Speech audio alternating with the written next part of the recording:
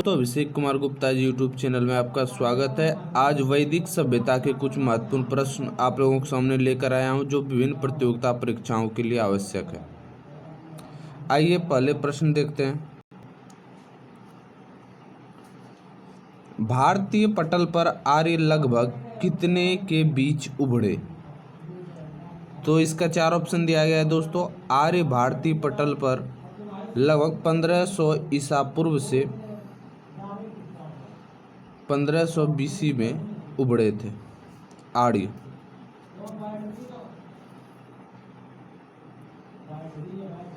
भारत में व्याख्या पढ़ देता हूँ। भारत में आर्यों का आगमन 1500 ईसा पूर्व में हुआ। भारत में आकर सप्त सैंधव प्रदेश में आर्य बस गए थे। उत्तर वैदिक काल में इनका विस्तार गंगा नदी के क्षेत्र तक हो गया था। नेक्स्ट क्वेश्चन ये देखिए, आर्य कब भारत आए थे? आर्य भारत में लगभग 1500 से 1000 ईसा पूर्व में आए थे, जो ऑप्शन नंबर डी में दिया गया है, जो बिल्कुल सही आंसर है। आर्य कब भारत आए थे? 1500 से 1000 ईसा पूर्व। नेक्स्ट क्वेश्चन है कि आर्य लोग भारत में कहाँ से आए थे? आर्य लोग भारत में दोस्तों मध्य एशिया से आए थे, जो ऑप्शन नंबर सी में दिया गया है। यह बिल्कुल सही आंसर है। आर्य लोग मध्य एशिया से आए थे। देख लेते हैं इस प्रश्न के बारे में कुछ। भारत में आर्यों का आगमन एक विवादास्पद प्रश्न। सर्वाधिक मान्य मैक्स मूलर के मतानुसार आर्य मध्य एशिया जो कैस्पियन सागर के आसपास का क्षेत्र था, वहां से आर्य आए थे। नेक्स्ट क्वेश्चन है कि आर्य भारत में किस रूप में आए थे? 4 ऑप्शन दिए गए दोस्तों। आर्य भारत में मूल रूप से आक्रमणकारी के रूप में आए थे, जो ऑप्शन नंबर सी में दिया गया है। आर्य एक आक्रमणकारी के रूप में भारत आए थे। आइए इसको प्रश्न की व्याख्या से समझते हैं। विभिन्न कारणों से दिया गया है इन व्याख्या में, विभिन्न कारणों से मुख्यतः जनसंख्या में वृद्धि और चारागाहों की खोज के कारण आर्यों की शाखाओं ने मध्य एशिया से पूरब और पश्चिम की ओर बढ़ना प्रारंभ कर दिया था। उन्होंने पूरब की ओर बढ़ने वाली शाखा ने अफगानिस्तान होते हुए भारत में प्रवेश किया तथा यहाँ के स्थानीय निवासियों को युद्ध में परास्त करते हुए भारत को अपना निवास स्थान बनाया था। नेक्स्ट क्वेश्चन है, निम्नलिखित में से कौन सा वेद सबसे प्राचीन है? तो दोस्तों सबसे प्राचीन वेद ऋग्वेद है, जो ऑप्शन नंबर डी में है। अब वेद के बारे में कुछ जानते हैं। आइए व्याख्या से। ऋग्वेद को विश्व का सबसे प्राचीन ग्रंथ माना जाता है। इसकी रचना 1500 ईसा पूर्व से 1000 ईसा पूर्व के बीच हुई थी। बाद में उत्तर वैदिक काल में सामवेद, यजुर्वेद तथा अथर्ववेद की रचना हुई।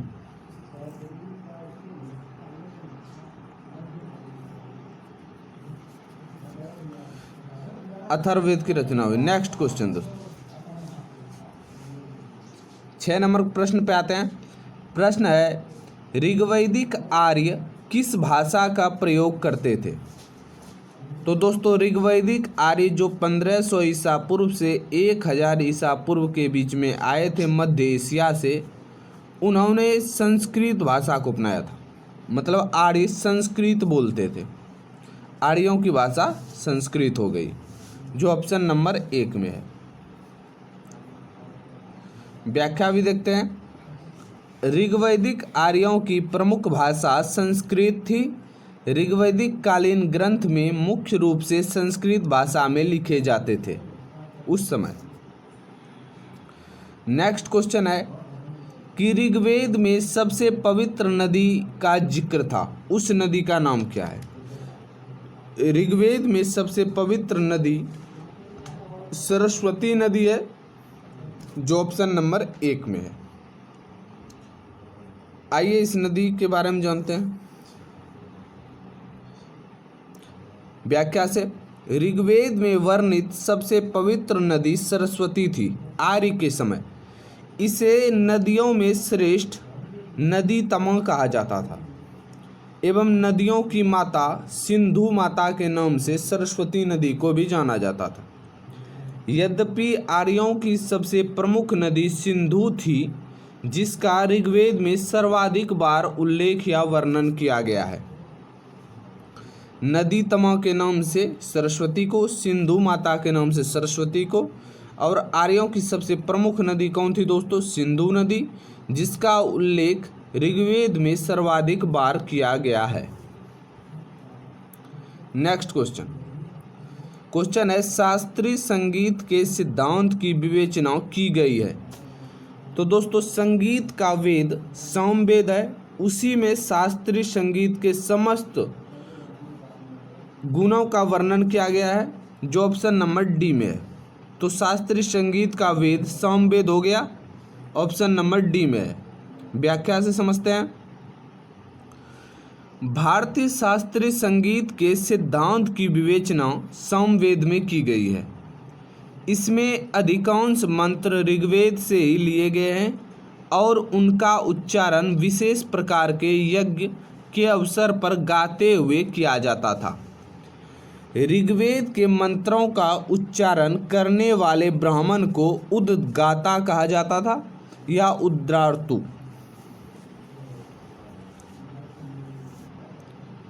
नेक्स्ट क्वेश्चन 9 नंबर क्वेश्चन है, सूची 1 एवं सूची 2। इधर ब्राह्मण दिया गया है, उपनिषद दिया गया है, अथर्ववेद और ऋग्वेद। इसके सामने शिक्षण संबंधी समस्याओं का वर्णन, अवेस्ता के साथ भाषा में समानता। तीसरा ऑप्शन है वैदिक कार्यों के संपादन की विधि का वर्णन है। चौथा ऑप्शन है जनसाधारण के रीति रिवाजों का व्याख्यान है।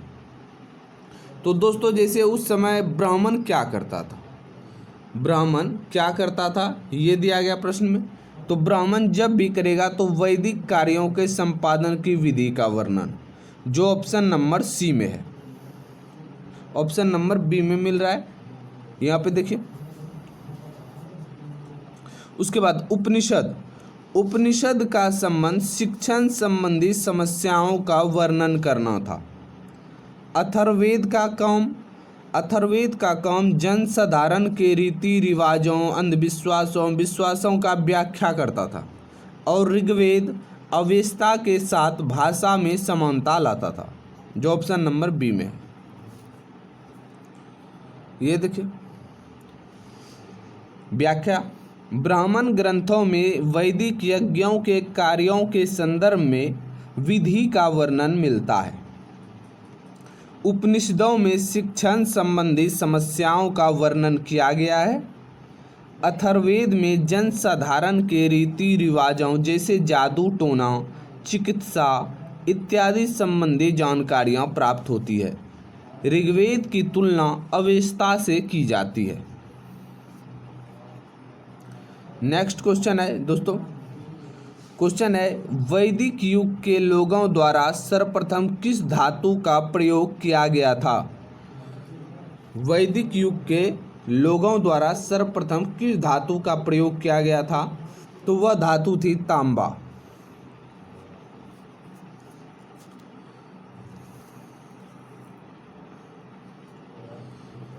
वैदिक काल के प्रारंभिक भाग में सर्वप्रथम प्रयुक्त धातु तांबा थी दोस्तों। उत्तर वैदिक काल में तांबे के अतिरिक्त चांदी, सोना, लोहा आदि धातुओं का भी प्रयोग होने लगा था। नेक्स्ट क्वेश्चन देखते हैं, आप लोग सामने है ब्राह्मणवाद, जिसे कि आज एक श्रेष्ठ वर्ग के रूप में समझा जाता है, की जड़ें क्या थी? ब्राह्मणवाद, जिसे कि आज एक श्रेष्ठ वर्ग के रूप में समझा जाता है, की जड़ें क्या थी? तो इसकी शुरुआत ईसा युग की आरंभिक शताब्दियों में हुई थी, जो ऑप्शन नंबर डी में है।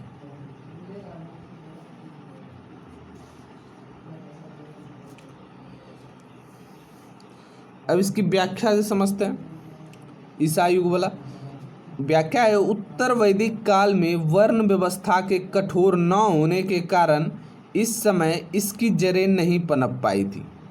वर्तमान ब्राह्मणवाद का रूप स्मृति काल 200 ईसा पूर्व से 200 ईस्वी अर्थात ईसा युग की आरंभिक शताब्दियों में ही स्पष्ट होता है। नेक्स्ट क्वेश्चन है, प्राचीन हिंदू विधि का लेखक किसको कहा जाता है? प्राचीन हिंदू विधि का लेखक दोस्तों मनु को कहा जाता है, जो ऑप्शन नंबर सी में है। मनु क्या थे? इन्होंने एक मनुस्मृति लिखी थी। तो प्राचीन हिंदू विधि के लेखक मनु को कहा जाता है, जिनकी कृति मनुस्मृति हिंदू विधि का प्राचीनतम स्रोत मानी जाती है। नेक्स्ट क्वेश्चन है, हिंदू विधि पर एक पुस्तक मिताक्षरा किसने लिखी है? हिंदू विधि पर एक प्रसिद्ध पुस्तक मिताक्षरा विज्ञानेश्वर ने लिखी है, जो ऑप्शन नंबर आपके सी में दिया गया है। ये सही है। अब ये पुस्तक किस स्मृति टीका का ग्रंथ है देखते हैं। तो हिंदू विधि पर पुस्तक मिताक्षरा की रचना विज्ञानेश्वर ने की थी। यह याज्ञवल्क्य स्मृति पर टीका ग्रंथ है। किस स्मृति पर है?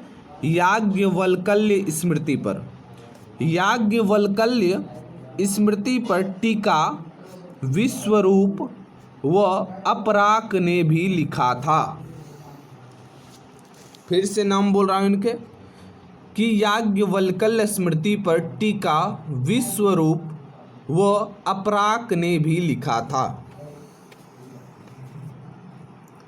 नेक्स्ट क्वेश्चन है, किसी भी क्वेश्चन को हौले में मत लीजिए, समझिए। नए समझते हैं कमेंट करके बोलिए कि हम नए समझ रहे हैं, प्रयत्न करेंगे कि बहुत अच्छे से आपको समझाया जाए।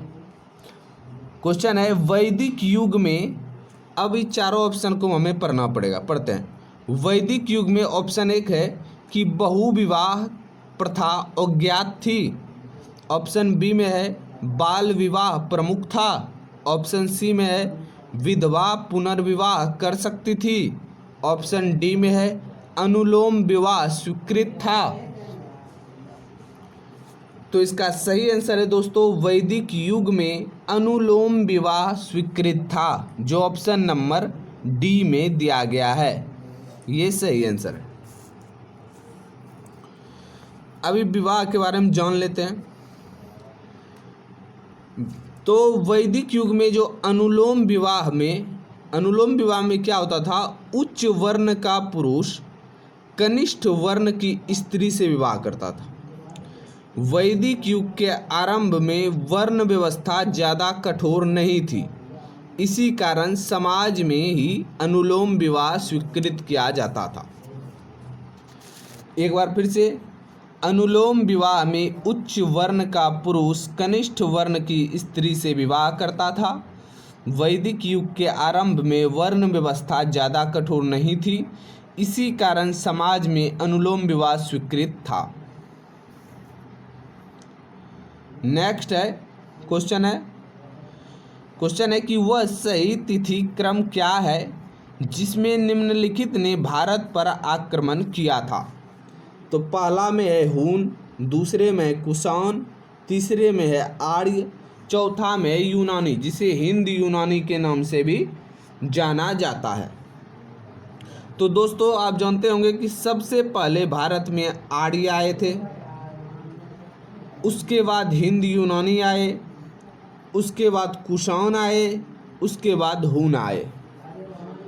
तो 3 4 2 1 यह ऑप्शन बी में दिया गया है कि सबसे पहले भारत में आर्य आए, आर्य के बाद हिंद यूनानी आए, हिंद यूनानी के बाद कुषाण आए, कुषाण के बाद आए हून।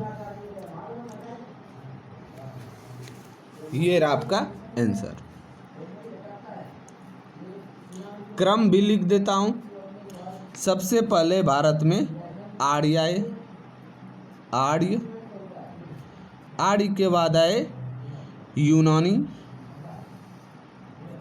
यूनानी के बाद आए कुषाण, कुषाण के बाद आए आपका हून। यही क्रम है ऊपर से नीचे का। देखिए ईस्वी के साथ दिया गया है कि आर्यों का भारत पर आक्रमण 1500 ईसा पूर्व से 1000 ईसा पूर्व के बीच हुआ था, ठीक। और यूनानियों का, जिसे हिंदी यूनानी कहते हैं, यूनानियों का 326 ईसा पूर्व से 325 ईसा पूर्व, कुषाणों का प्रथम सदी में आक्रमण तथा हूनों का 460 ईस्वी में स्कंदगुप्त के शासनकाल में हुआ था। अतः उपयुक्त का क्रम हो गया आर्य, यूनानी, कुषाण तथा हून। नेक्स्ट प्रश्न है कि स्कंद पुराण में गहरवाल को किस नाम से जाना जाता था। स्कंद पुराण में दोस्तों गहरवाल को केदारखंड के नाम से जाना जाता था।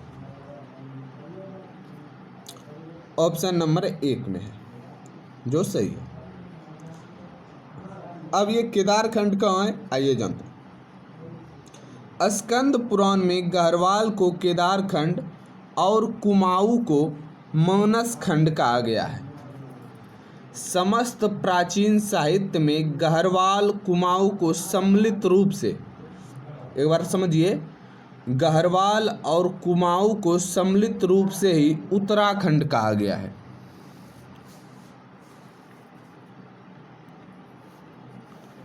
नेक्स्ट क्वेश्चन है शब्द निष्क का अर्थ वैदिक काल में आभूषण था। शब्द निष्क का अर्थ वैदिक काल में आभूषण था, जिसका अर्थ बाद में प्रयोग हुआ निम्न रूप में। तो उसका बाद में प्रयोग हुआ था सिक्का के रूप में, स्वर्ण मुद्राएं। Option number D.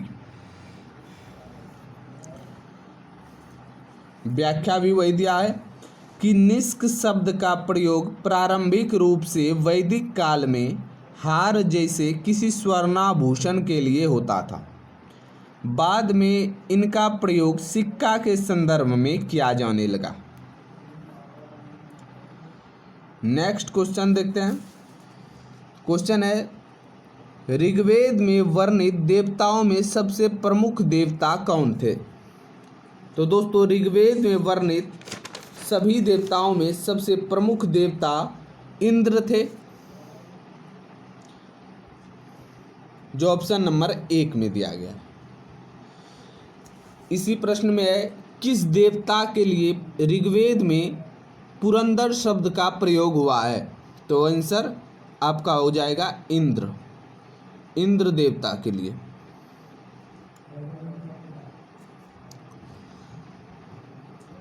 आइए और कुछ जानते हैं इसके बारे में। ऋग्वेद का प्रमुख देवता इंद्र को माना गया है। इंद्र को विश्व का स्वामी कहा गया है। उन्हें पुरंदर की संज्ञा दी गई है। ऋग्वेद के करीब 250 सूक्तों में इंद्र का ही वर्णन किया गया है और अग्नि के लिए 200 सूक्त हैं। नेक्स्ट क्वेश्चन, वैदिक देवता इंद्र ईश्वर थे। ऑप्शन पढ़ रहा हूँ, पवन के, शाश्वता के, वर्षा एवं वज्र के। ऑप्शन डी है अग्नि के। तो इसका सही आंसर तो आप लोग को पता चल ही गया होगा। ऑप्शन नंबर सी, इंद्र वर्षा एवं वज्र के देवता थे।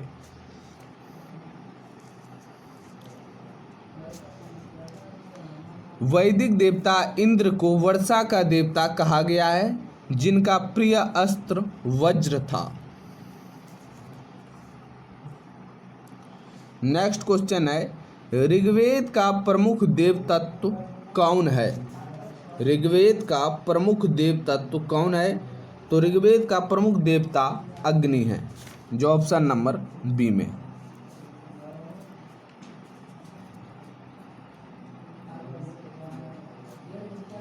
कैसे देखते हैं। ऋग्वेद का प्रमुख देवता अग्नि है, जिसके लिए ऋग्वेद में 200 श्लोक हैं। हालांकि सर्वाधिक प्रमुख देवता इंद्र हैं, जिनके बारे में कुल 250 श्लोक हैं, किंतु उपकथन में इंद्र नहीं था, इसकी वजह से अग्नि को सही किया गया।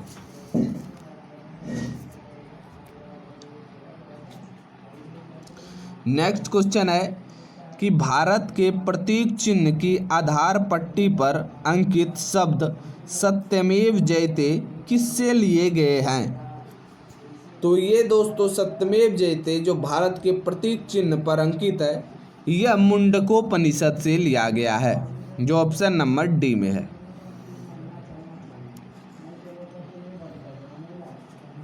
व्याख्या देखिए, प्राचीन भारतीय उपनिषदों में आध्यात्मिक चर्चाएं की गई है।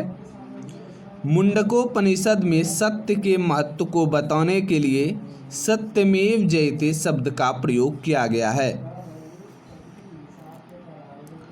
नेक्स्ट क्वेश्चन है, पुराणों की कुल संख्या कितनी है? तो दोस्तों पुराणों की कुल संख्या 18 है। ये 18 पुराणों के नाम मैं लूँगा, उन्हें ध्यान से सुनना। दोस्तों पुराणों के रचयिता लोमहर्ष या उनके पुत्र उग्रश्रवा माने जाते थे। इन पुराणों की संख्या 18 है और ये पुराण के नाम बता रहा हूँ। पहला पुराण है मत्स्य पुराण, दूसरा पुराण है मार्कंडेय पुराण, तीसरा है भविष्य पुराण, चौथा है भागवत पुराण, पांचवा है ब्रह्मांड, छठा है ब्रह्मवर्त, सातवां है ब्रह्मा, आठवां है वामन, नौवां है वराह, 10वां है विष्णु, 11वां है वायु, 12वां है अग्नि, 13वां है नारद, 14वां है पद्म, 15वां है लिंगम, 16वां है गरुड़, 17वां है कूर्म तथा 18वां है स्कंद पुराण।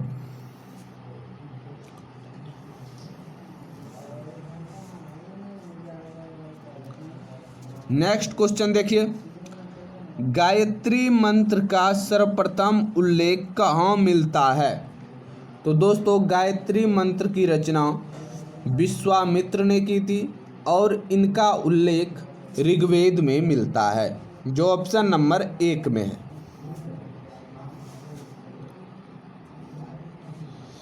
गायत्री मंत्र का सर्वप्रथम उल्लेख ऋग्वेद के 3 मंडल में मिलता है, जिनकी रचना विश्वामित्र ने की थी, और ये गायत्री मंत्र सूर्य देवता सावित्री के ऊपर है। नेक्स्ट क्वेश्चन है कि वैदिक धर्म का मुख्य लक्षण इनमें से किसकी उपासना करना था? वैदिक धर्म का मुख्य लक्षण किसकी उपासना करना था? तो वैदिक धर्म का मुख्य लक्षण दोस्तों प्रकृति की उपासना था।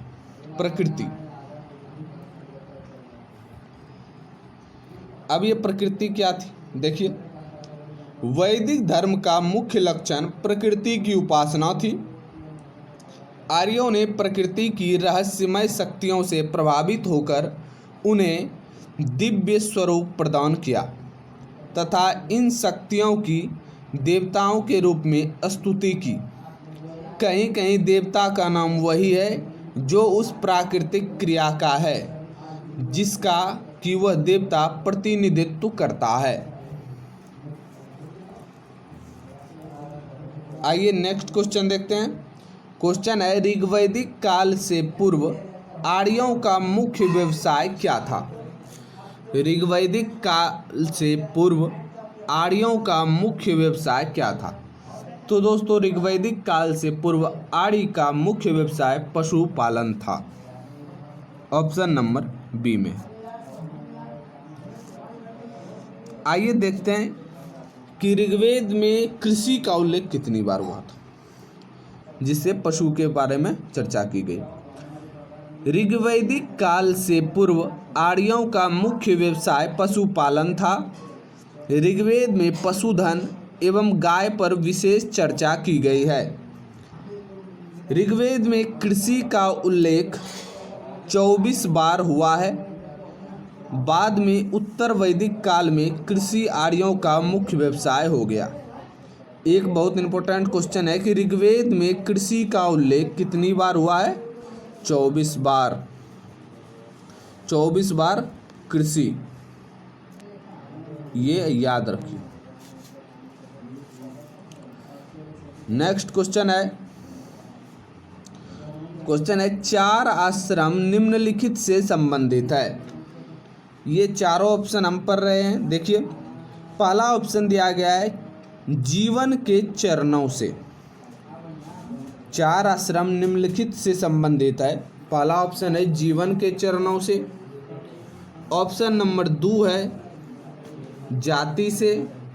ऑप्शन नंबर 3 है राजाओं और महात्माओं के निवास स्थान से।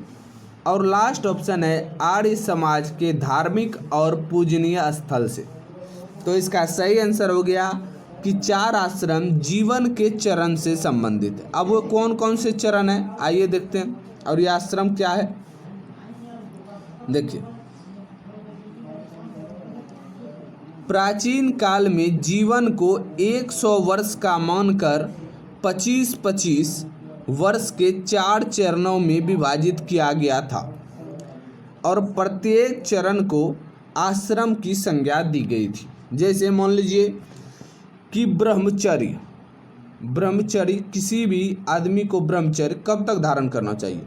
तो ब्रह्मचर्य आश्रम पहला था जो 0 वर्ष से शुरू होकर 25 वर्ष तक रहता था। दूसरा आश्रम था गृहस्थ आश्रम जो 25 वर्ष से प्रारंभ होकर 50 वर्ष तक रहता था। तीसरा आश्रम है वानप्रस्थ आश्रम जो 50 वर्ष से 75 वर्ष तक रहता था। और चौथा ऑप्शन अंत में आ गया संन्यास आश्रम जो 75 वर्ष से लेकर 100 वर्ष तक रहता था। चारों आश्रमों का वर्णन सर्वप्रथम जाबलोपनिषद में मिलता है। ये भी क्वेश्चन बहुत इंपॉर्टेंट है कि चारों आश्रमों का उल्लेख सर्वप्रथम कहाँ मिलता है? तो जाबलोपनिषद में। आश्रम के बारे में जान लिया, आइए आगे बढ़ते हैं। वैदिक साहित्य में प्रयुक्त व्रीहि शब्द का अर्थ क्या है? वैदिक साहित्य में प्रयुक्त व्रीहि शब्द का अर्थ क्या है? तो दोस्तों, व्रीहि का अर्थ चावल होता है वैदिक साहित्य में, और यव का अर्थ यव जौ को कहते थे। व्रीहि चावल, यव जौ। अब देखिए, वैदिक साहित्य में व्रीहि एवं तंदुल का तात्पर्य चावल से है। गेहूं के लिए गोधूम शब्द का प्रयोग किया जाता था। नेक्स्ट क्वेश्चन है पौनिनी किस विषय के प्रसिद्ध विद्वान थे? दोस्तों, पौनिनी जो थे भाषा और व्याकरण के प्रसिद्ध विद्वान थे, जिन्होंने लगभग 5वीं शताब्दी ईसा पूर्व में संस्कृत व्याकरण के में एक बहुत बड़ी पुस्तक अष्टाध्यायी लिखी थी। अष्टाध्यायी पौनिनी के ही ग्रंथ थे। तो पौनिनी किस विषय के प्रसिद्ध विद्वान हुए? पौनिनी भाषा और व्याकरण के प्रसिद्ध विद्वान थे, जो ऑप्शन नंबर 1 में है, जो बिल्कुल सही है। इनकी एक पुस्तक है, व्याख्या से भी देखते हैं। पौनिनी लगभग 5वीं शताब्दी ईसा पूर्व में संस्कृत व्याकरण के विद्वान थे। इन्होंने संस्कृत व्याकरण की एक पुस्तक लिखी थी जिनका नाम अष्टाध्यायी था। एकदम आंसर इवला रटिए कि अष्टाध्यायी की रचना पौनिनी ने की थी। ये क्वेश्चन पूछे जाते हैं। अष्टाध्यायी पौनिनी, ठीक। नेक्स्ट क्वेश्चन पे चलते हैं। आइए कुछ क्वेश्चन का रिवीजन कर लें। पहला क्वेश्चन का रिवीजन करते हैं। किस वेद में बीमारियों का उपचार दिया गया है? तो ये था अथर्ववेद में। नेक्स्ट क्वेश्चन है सत्यमेव जयते का अर्थ क्या है? तो सत्य की विजय होती है। नेक्स्ट क्वेश्चन है कि भारत का राष्ट्रीय आदर्श वाक्य सत्यमेव जयते अर्थात सत्य की हमेशा विजय होती है, किस प्राचीन भारतीय शास्त्र से उद्धत एक मंत्र है? तो यह मुंडकोपनिषद से था। नेक्स्ट क्वेश्चन है, भारत का राष्ट्रीय वाक्य क्या है? सत्यमेव जयते। उसके बाद नेक्स्ट प्रश्न है कि महाभारत में उल्लेखित कुरुक्षेत्र नामक प्रसिद्ध युद्ध क्षेत्र अंबाला शहर के निकट है दोस्तों। धर्म का विपरीत क्या है? अधर्म। उसके बाद क्वेश्चन है, बौद्धायन, मानव, आपस्तंभ और कात्यायन कौन थे? प्रश्न देखिए, बौद्धायन, मानव, आपस्तंभ और कात्यायन कौन थे? तो ये प्राचीन भारतीय गणितज्ञ थे। कुरुक्षेत्र अंबाला शहर का वाक्य सत्यमेव जयते। आइए ये भी देखते हैं प्रश्न। प्रश्न है कि ऋग्वेद के समय काबुल को कुभा कहा जाता था। ऋग्वेद में कुल 1028 सूक्त या श्लोक हैं। नेक्स्ट है कि प्रारंभिक वैदिक आर्यों का धर्म मुख्यतः प्रकृति पूजा और यज्ञ का ज्ञान था। नेक्स्ट प्रश्न है कि ऋग्वेद का काल लौह युग से संबंध है। नेक्स्ट है, वितस्ता का आधुनिक नाम झेलम नदी था। गोपथ ब्राह्मण अथर्ववेद से संलग्न है। गोपथ ब्राह्मण अथर्ववेद से। नेक्स्ट है, प्राचीन काल में परिवार के सबसे बड़े सदस्य को गृहपति कहा जाता था। नेक्स्ट होगा, प्राचीन भारत में ग्राम भोजक गांव के मुखिया को कहा जाता था। नेक्स्ट डोज देखिए, उपनिषदों की रचना उत्तर वैदिक काल में की गई थी। नेक्स्ट है उसके बाद, वेद, ब्राह्मण ग्रंथ, आरण्यक, उपनिषद वैदिक साहित्य हैं, जबकि जातक कथाएं बौद्ध साहित्य से संबंधित है। ये जातक किससे संबंधित है? बौद्ध धर्म। नेक्स्ट है, प्राचीन भारत में आश्रम व्यवस्था विभिन्न जिम्मेदारियों के साथ 4 चरणों में मानव जीवन का विभाजन था। ऋग्वेद में निहित गायत्री मंत्र जो था वह सावित्री नामक देवता को समर्पित था। न्याय, वेदांत, योग व सांख्य में सांख्य दर्शन सर्वाधिक प्राचीन दर्शन है। ऋग्वेद काल में बहुपतित्व विवाह प्रचलन में नहीं था।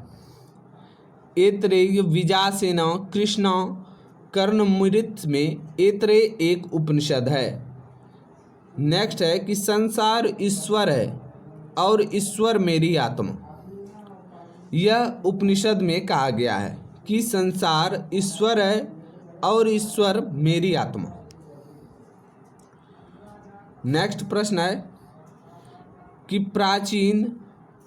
प्राचीन भारत में अश्वमेध यज्ञ राजा की श्रेष्ठता स्थापित करने के लिए किया जाता था। आश्रम व्यवस्था में ब्रह्मचर्य को प्रथम स्थान माना गया है, दूसरा गृहस्थ, तीसरा वामप्रस्थ और चौथा संन्यास। ये पिछले बता चुके हैं, अब भी बता दिया। प्राचीन भारत में वर्ण व्यवस्था के अंतर्गत वैश्य की भूमिका व्यापार और कृषि कार्य में संलग्न थी। नेक्स्ट प्रश्न देखिए, सिर्फ सुनते जाइए, याद तो जबरदस्ती करवा देंगे। ब्राह्मण, क्षत्रिय, वैश्य और शूद्र 4 भारतीय वर्ण हैं, जबकि वैश्विक वर्ण नहीं है। उसके बाद देखिए, किंवदंती राजा भरत, जिनके नाम पर हमारे देश का नाम पड़ा, के पिता का नाम दुष्यंत था। ये प्रश्न एक बार फिर से पढ़ रहा हूँ कि किंवदंती राजा भरत कहाँ के राजा थे? किंवदंती राजा भरत, जिनके नाम पर आज हमारे देश का नाम भारत है, उनके पिता का नाम दुष्यंत था।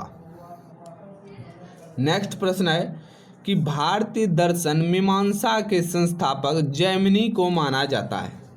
नेक्स्ट प्रश्न पे आइए, महाभारत का मूल नाम जय संहिता है। एक प्रश्न बहुत ही महत्वपूर्ण है, एक बार इसे समझिए। अगर नहीं समझते हैं कमेंट में बोलिए कि नहीं समझ रहे। प्रयत्न रहेगा कि आपको समझाया जाए। हिंदू धर्म का प्रारंभिक प्राचीन नाम सनातन धर्म है माना जाता है। नेक्स्ट है उसके बाद कि भारत ने अपना नाम सिंधु नदी से प्राप्त किया है। पौराणिक हिंदू ग्रंथ में भरत की पत्नी का नाम मांडवी है। महर्षि परशुराम का जन्म अक्षय तृतीया को हुआ था। आर्यों की विशद जानकारी का स्रोत ऋग्वेद है। उसके बाद और कुछ प्रश्न आता है, देखिए एक बार पढ़ देता हूं कि वैदिक काल में सामाजिक विभाजन का आधार व्यवसाय था। आर्यों का निवास स्थान कैस्पियन सागर जो मध्य एशिया के पास है। प्राचीन हिंदू विधि के लेखक मनु थे। ऋग्वेद में पेरियार नदी का उल्लेख नहीं है। महाकाव्य महाभारत की रचना वेद व्यास ने की थी। सुश्रुतु आयुर्वेद पर ग्रंथकार थे। महाभारत की लड़ाई कुरुक्षेत्र में 18 दिन तक लड़ी गई थी। उपनिषदों को वेदांत भी कहा जाता है। उपनिषद दार्शनिक ग्रंथ माना जाता है। विश्व का सबसे बड़ा महाकाव्य महाभारत है। ऋग्वेदीय नाम परुशनी रावी नदी के तद्रूप है। आयुर्वेद की उत्पत्ति अथर्ववेद से हुई है दोस्तों। नेक्स्ट प्रश्न है कि ऋग्वेद के सबसे महत्वपूर्ण देवता अग्नि इंद्र के बाद के देवता थे। सबसे महत्वपूर्ण इंद्र थे, उसके बाद अग्नि। नेक्स्ट प्रश्न है कि भारतीय इतिहास पर वैदिक संस्कृति का मुख्य प्रभाव दोस्तों सांसारिक दृष्टिकोणों का विकास था। आर्य सबसे पहले पंजाब में बसे थे जो मध्य एशिया से थे। सामवेद भारतीय शास्त्रीय संगीत का उद्गम माना जाता है। वैदिक काल में राजाओं द्वारा जनता से वसूले गए कर को बलि कहा जाता था। पूर्वावैदिक परंपरा के साहित्य का उदाहरण नहीं है। आयुर्वेद एक वेद नहीं है। ब्रह्मचर्य गृहस्थ वानप्रस्थ और संन्यास आश्रम है। अथर्ववेद में मंत्र तंत्र जादुई सम्मोहन से जुड़ी सन्निहित बात कही गई है। नेक्स्ट प्रश्न है हिंदू पुराणों के अनुसार ब्रह्मा ने अग्नि वायु और रवि से प्रथम 3 वेदों का सृजन किया है। अगर वीडियो अच्छा लगे तो लाइक कमेंट जरूर करें और अपने दोस्तों में शेयर जरूर करें ताकि उन्हें भी कुछ प्रश्न के बारे में जानकारी मिल सके। जय माता दी।